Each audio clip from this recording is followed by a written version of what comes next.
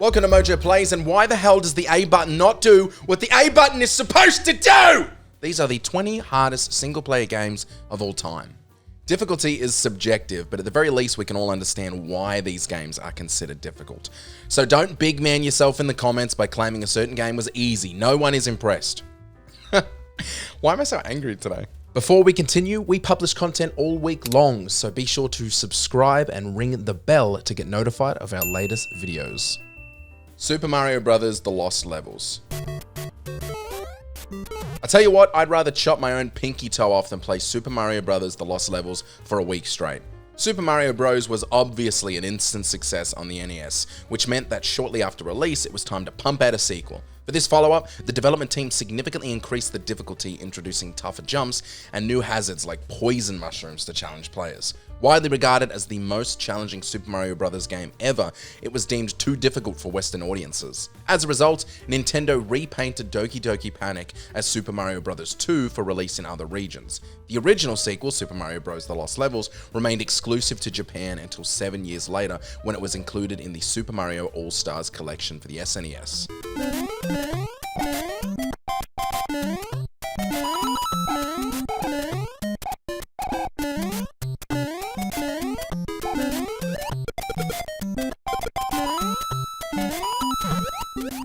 Getting over it with Bennett Foddy.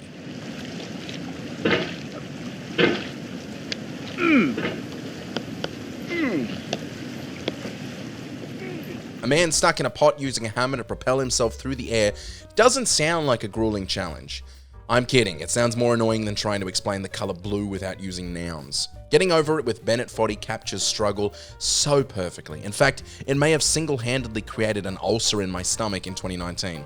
The concept is straightforward, but the real difficulty lies in how easily you can lose all of your progress. With no checkpoints to rely on, the game demands sheer determination to keep pushing forward, no matter the setbacks. And trust me, there will be loads of setbacks. And then immediately dropped food on it. If you want an argument with a friend, and then later discovered that The Witness.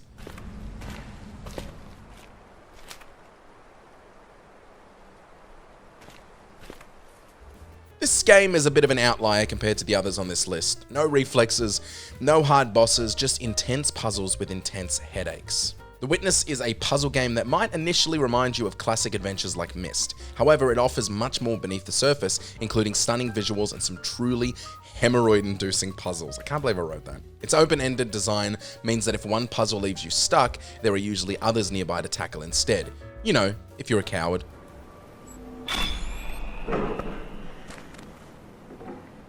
Silver Surfer.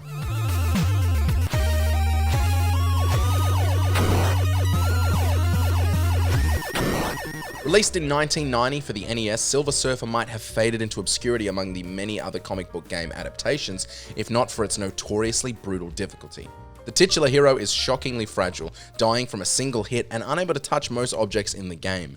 To make matters even harder, enemies require multiple hits to defeat, and a single death sends players back to the start of the level. The game is exactly why I refuse to engage in any superhero content featuring the Silver Surfer. I really truly hate him that much. Ikaruga.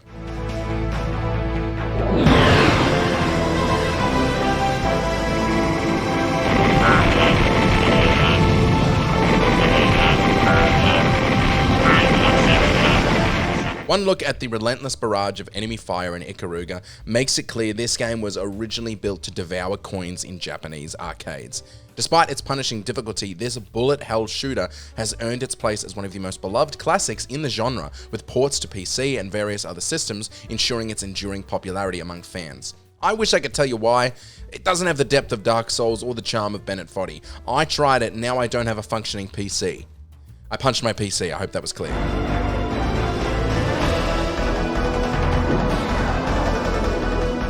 I want to be the Boshi.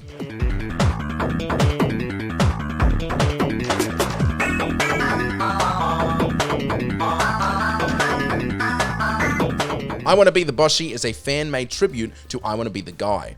Don't stress if you don't know the game either, it's not important to understand the topic of this video. Boshi breaks balls. Both games serve as parodies to iconic franchises like Mario and Sonic the Hedgehog. However, Boshi cranks up the difficulty, catering to players who found I Want to Be the Guy too easy. With its unconventional level design, the game has gained a cult following and become a favorite within the speedrunning community, the maniacs of the gaming community.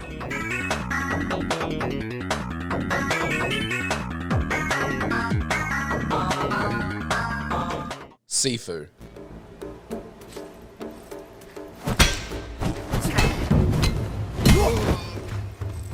Alright, let's crack into some games that we all know the name of. No more Dookie Dookie Big Time Climb Super X3. Is that racist? Nah. Probably. Nah. Sifu is a throwback classic to beat 'em ups with its tough, no-nonsense approach that rewards skill and precision. Players who excel at mastering movesets will get the most out of the experience. Players who don't, well, let's just say they may get very upset and uninstall the game and play something else. No euphemisms there, that's just what will happen. While it's a different game genre from Elden Ring and the Souls series, it shares similarities, especially in its intense boss battles. A single mistake can end a run, and the stakes are heightened by a unique mechanic. Each death ages the protagonist. The older he gets, the closer the player comes to permanent defeat. Rough. Round two. Has a weapon.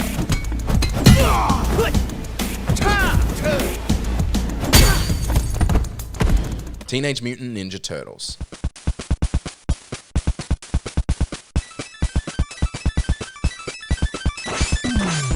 I loved the aesthetic of this game as a kid and didn't even care that I couldn't get past the first level. Because of this, I decided to revisit it as an adult, and it went from one of my fondest memories to one of my worst experiences.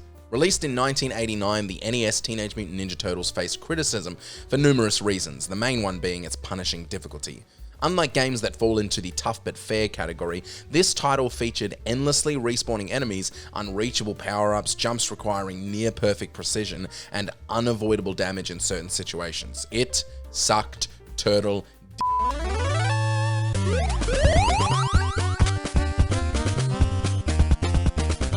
Darkest Dungeon.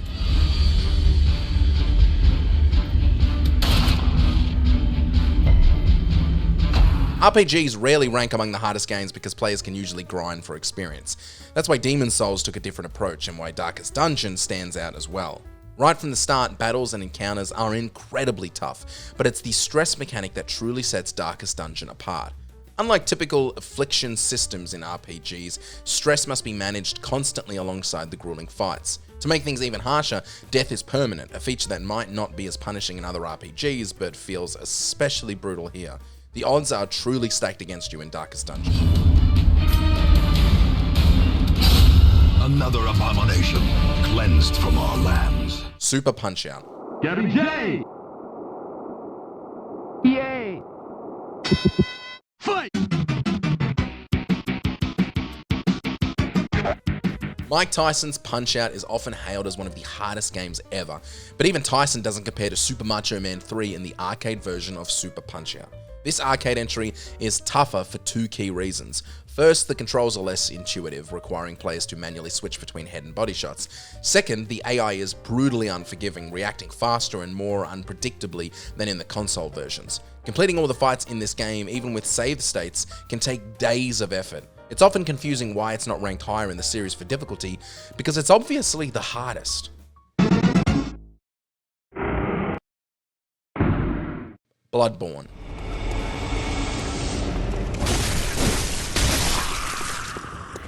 From Software, ever heard of them, are known for crafting notoriously difficult games, and while the studio is most famous for its Souls series and Elden Ring, Bloodborne also deserves recognition for its extreme challenge. This gothic horror-themed action RPG features a combat system similar to Dark Souls but with a more aggressive twist, encouraging players to take an offensive approach in many of its intense and memorable battles. If you've only played Elden Ring, I encourage you to try this just to understand why Souls fans call Elden Ring easy.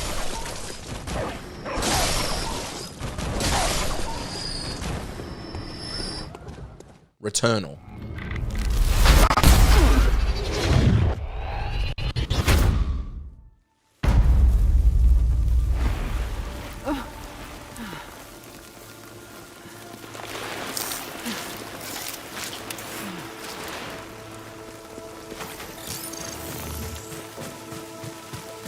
One of the earliest PS5 exclusives came in the form of the fiendishly difficult Returnal. Drawing heavy inspiration from third-person survival horror shooters and the Souls series, this game took a few goes before I truly realized its brilliance. Its challenge largely stems from the strict progression rules, though some of these have been adjusted in later patches to make the game more accessible. This sci-fi adventure isn't for everyone, but players who enjoy punishing experiences will find much to appreciate, especially in its intricate and mysterious story. While Returnal can be frustrating at times, it's definitely worth persevering through the tough moments to reach the credits.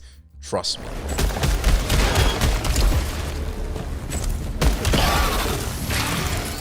Nioh 2.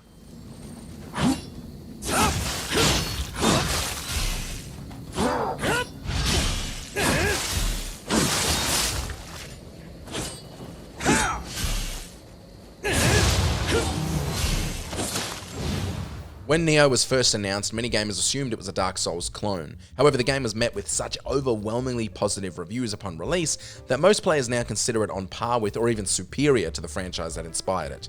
The combat features make it feel fuller than the traditional Souls games and give it a unique twist that is the main reason it feels like a superior experience. Nioh 2 is just Nioh 1 on crack.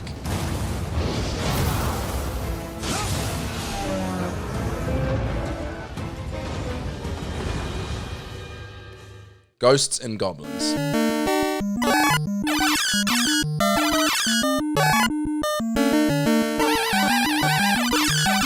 If you want an experience that will make you rip your hair out before an hour is up, imagine a protagonist who dies in 2 hits, enemies that can spawn unpredictably across the map, and power-ups that can actually harm you.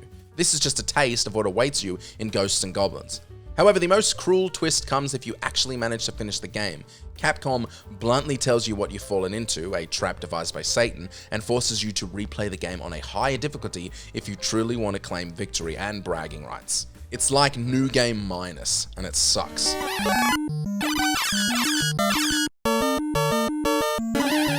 Cuphead.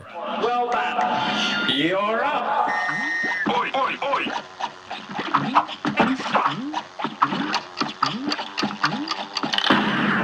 Cuphead is not only a nod to 1930s cartoons, but also a throwback to classic run-and-gun games like Contra and Mega Man, both known for their tough difficulty. True to its roots, Cuphead is an incredibly challenging game that requires players to master boss patterns and execute near-perfect timing just to survive. The difficulty doesn't diminish with a second player. In fact, adding a second character can make some boss fights even harder, as the screen fills with twice the number of projectiles, making it easier to lose track of Cuphead and Mugman in the chaos. The first time I played this game was with my older brother when I was visiting my hometown. After not playing video games with him for about 15 years, I remembered why we used to throttle each other so much. Bravo! Ninja Gaiden.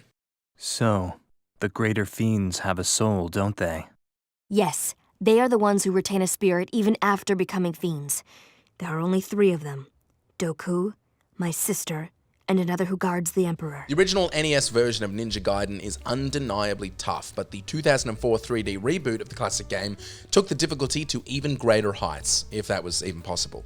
From the very first enemy encounter, every attacker is capable of overwhelming you if you're not careful, and don't even get me started on the bosses. They are incredibly ruthless, often requiring near-perfect play for extended periods to progress. While Team Ninja is now better known for the equally challenging Nioh, there have been rumors that a return to Ninja Gaiden could be in the works. If anyone at Team Ninja is listening, please don't.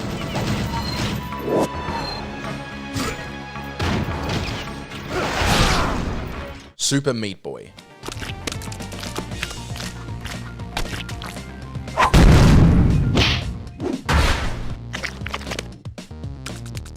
One of the key aspects that makes so many games on this list hard is that with one wrong move, it's game over. Super Meat Boy is a superb platformer featuring precise controls and 300 levels designed to test your nerves, and it follows very closely this previously mentioned rule: one hit, you're done.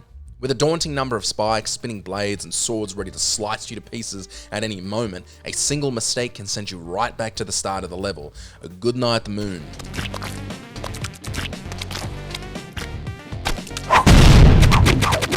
Dark Souls.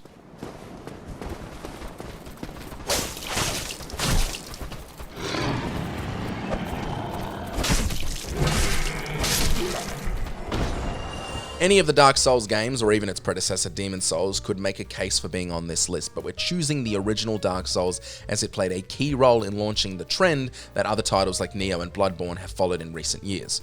While many developers focus on preventing player frustration, From Software takes the opposite approach. Dark Souls thrives on your screams and takes pleasure in your failures. Nothing more needs to be said on this game. No amount of leveling up can save you if you don't know how to get good.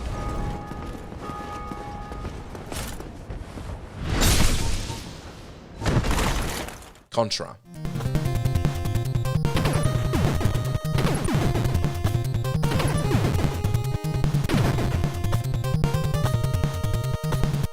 There's only one way to beat this game: up, up, down, down, left, right, B, A. While the famous Konami code first appeared in the 1986 release of Gradius, it wasn't until Contra came along the following year that the code truly became ingrained in the minds of gamers. The extra 30 lives given from this code were essential in order to have any hope of completing the game. Contra was also one of the first popular multiplayer games, allowing players to team up and blast through levels in co-op mode. Though much like Cuphead, it doesn't really help. In fact, it makes things way worse. Oh, that was when the brother throttling started.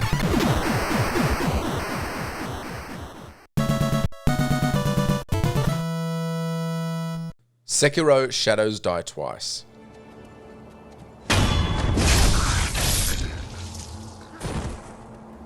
Even though it shares many similarities with Dark Souls and Elden Ring, Sekiro is an even more brutal single-player only adventure. In Souls games, you can summon allies to help tackle tough bosses, lightening the load. In Sekiro, however, it's all on you. Either you get good, or you die trying. Repeatedly. The game demands mastery of its mechanics, patience, practice, and cunning. Those hoping to button mash their way through this won't get far. Sekiro is easily the most unforgiving experience From Software has ever created, even tougher than any of the Souls games, requiring a really solid understanding of the far more intricate combat systems. Dying makes the game harder, and making the game harder makes me want to die. Catch-22, probably not.